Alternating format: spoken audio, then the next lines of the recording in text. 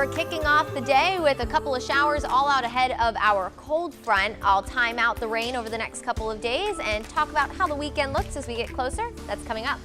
The trial for 3 former Washington County deputies could soon come to an end. We're now hearing from one of the men accused in the deadly tasing case, what he says happened over 4 years ago.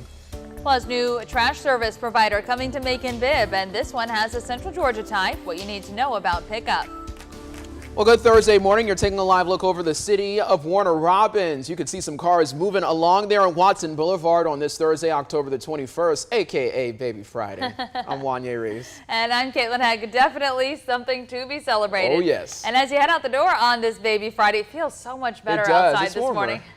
It is. It's warmer out there, significantly warmer. I'll show you the numbers in just a second. Good morning, everyone.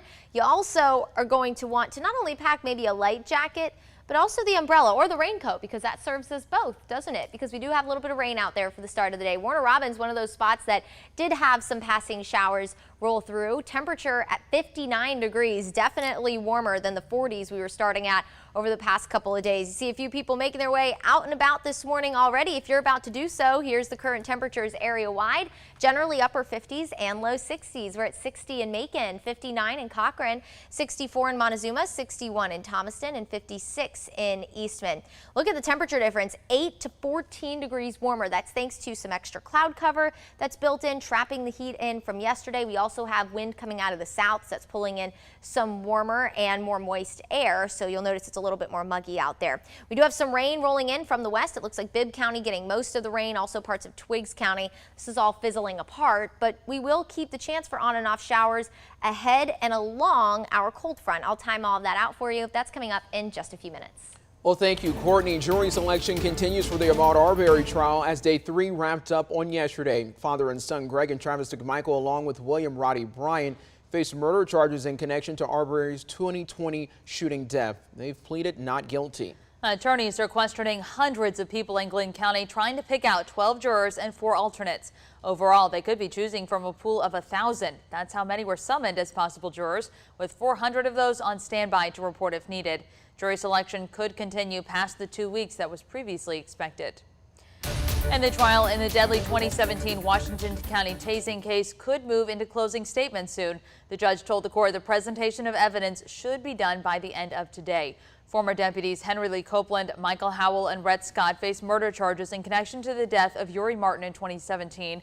Yesterday, jurors heard from Howell. He talked about finding Martin walking along Deep Step Road back in July of 2017. Howell and the other deputies responded to a call about a suspicious person. He says he felt right away there was something wrong with Martin, that he was drunk or high on drugs. He says they asked Martin to stop and talk to them, but he kept walking away. Then he says Martin threw a can on the ground and turned toward them as if to fight. We were trying to finger an arrest, and he was putting up resistance. He wouldn't comply with command. At that time, with a tense moment like it was, that's what I said was fighting in the radio. It wasn't that he was hitting us with closed fists. I refer to it as him resisting us. He wasn't complying with our commands given to him. The former deputy then talked about how deputies tried to restrain Martin and handcuff him, but says Martin kept resisting. Howell says he himself was not feeling well after the struggle and seeing stars. Then deputies realized Martin was fading and found that he had no pulse. Today, Scott is expected to testify, and according to lawyers, Copeland will not testify. Right now, a Baldwin County man is dead after a shootout with officers at a Midtown Atlanta apartment building. The Georgia Bureau of Investigation says it happened at the Atlantic House Apartments just after 3 yesterday morning. They say Atlanta police responded to a report of gunfire. Officers determined it was coming from the 21st floor. According to the GBI, officers found the suspected gunman, identified as 32-year-old Jarvis Jarrett from Milledgeville, shooting from the balcony. The GBI says he fired at officers and at least one officer fired back. Officers found one woman dead in the apartment, as well as Jarrett. Atlanta police are investigating the death of the woman, saying she and Jarrett knew each other. The GBI is looking into the use of force by officers. Macon's homicide numbers, they are continuing to rise. The city is now up to 46. That's according to Bibb County Coroner Leon Jones. This is about 5 away from the number that we saw in the city that all of last year, the most on record. The latest homicide came after a week and a half after an initial shooting. Jones says 59-year-old Harriet Patrick died yesterday morning, 11 days after someone shot her while she drove down Eisenhower Parkway. He says the shooting happened on October the 9th. Well, the Bibb County Sheriff's Office continues to remember their own, honoring those peace officers who have lost their lives. This past weekend, Sheriff's Office members escorted family of a fallen Bibb deputy and Harris County deputy to the National Peace Officers Memorial Service in Washington, D.C. Ceremonies included a wreath laying, candlelight vigil, and the stand watch for the fallen. The Sheriff's Office says they took families of Bibb deputy Contarius Taylor and Harris County deputy Stephen Dutton. They say the mother of fallen Bibb investigator T.J. Freeman was also there. Taylor and Freeman both died after wrecks. Taylor last year while responding to a reported burglary. Freeman in 2016 after helping with a high-speed chase. Dutton died of COVID-19 last year.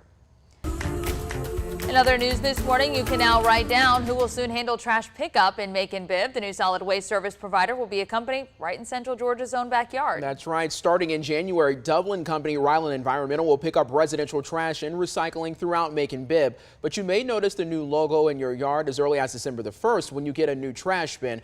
Inside of the trash bins, you'll find instructions and how to sign up for their recycling program. However, the company is requesting that you do not use the new red cans until the start of the new year. Mayor Lester Miller says the new service will cost the county more than the current pickup, but he says they're not passing that increase on to people here.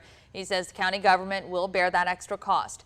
You can head to 13WMAZ.com to find more information on the new service provider and trash pickup. And from talk about trash to trash talk, Atlanta Braves fans, you may soon be able to give some of that if the team wins tonight. That would send the Braves to the World Series. Yes, Atlanta's one win away from the big game. The Braves rode 4 home runs to the 9-2 win, including a 2 by Eddie Rosario, Adam Duvall, and Freddie Freeman chipped in the other 2. A win tonight gives the Braves their first World Series appearance since 1999. If they lose, they will return to the ATL, where they get 2 more shots to beat the Dodgers. Well, the time is now 6:37 a.m. and hopefully Jocktober just continues to roll on, because I mean that would be something absolutely phenomenal for the Braves and then also just folks all across the state of Georgia. Yes. That would be so exciting. Now I do want them to return to Atlanta so I could have a chance to go, but I also want them just to get the job done tonight. Right, then you don't have to stress about it anymore. Yeah. Get the job done. I will tell you, so the night before, that was what, Wednesday night, right? No, last night was Wednesday night. Tuesday night. Sorry, I'm getting my days confused. I watched the game. They lost. I didn't watch last night because it was past my bedtime. They won. Thankfully, tonight, the game is also past my bedtime, everybody. So, so maybe they'll take another W, because apparently I'm bad luck. Per my boyfriend Dylan, I am not allowed to watch any more games until they make it. All right, everybody. Well, let's talk about what's going on this morning. A few of you might be a little bit more slow to head out the door because you stayed up to watch that exciting game. So excited to see them take another win last night. And our forecast is about to get exciting because we'll have some lower humidity return. But in the meantime, we do have a little bit of rain to start the day. You can see rolling in through Bibb County. It looks like this batch of rain now starting to push into Twiggs County. If it holds together within the next half hour or so, that will be rolling into Wilkinson County. Looks like a stray lingering shower still staying in parts of Crawford County and Houston County. You also received a little bit of rain. Bleckley, that's now moving into your county. A little bit of rain now starting to push into Upson County as well. For the most part, just some light rain, nothing to worry about. Not going to cause too many issues for your morning drive. And as we go through the day today, that's generally how our rain is going to look. Just light passing showers. It's all out ahead of our cold front that's currently starting to push into the southeast. What's going on right now, other than the rain, is that we're warmer. You're going to notice as you head out the door, it's not cool, it's not crisp, it's a little bit on the muggy side. Definitely warmer. If you were with us earlier in the show, we were upwards of 16 degrees warmer in some spots. And this is why high pressure is in control of our forecast. And now that it is off the coast, what it's doing is pulling in a southerly wind. So that's pulling in more moisture from the oceans that are to our south and to our east. So we're a little bit warmer this morning. All that extra moisture is building in some extra cloud cover that's trapping in the heat of the day from yesterday. So take a look at the temperatures you're about to walk out to.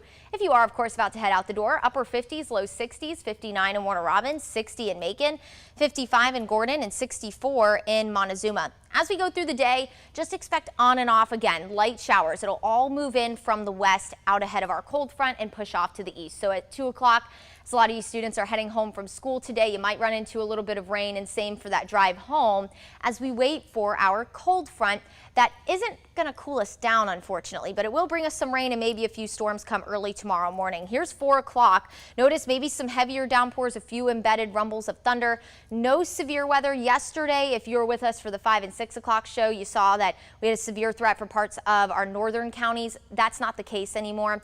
Don't really have the ingredients for severe weather, but we'll keep the chance for maybe a few lingering showers for the commute hour tomorrow.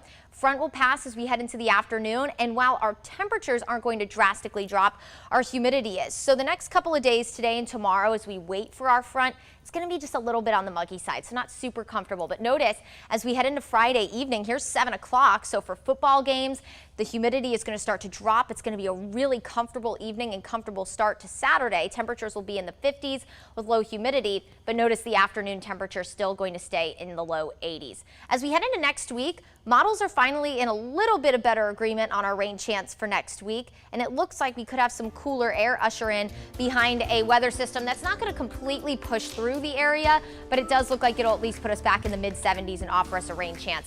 In the meantime, a few showers today and tomorrow will stay warm and dry through the weekend with cool and crisp mornings, and then it looks like more rain will be on the way by the start of next week.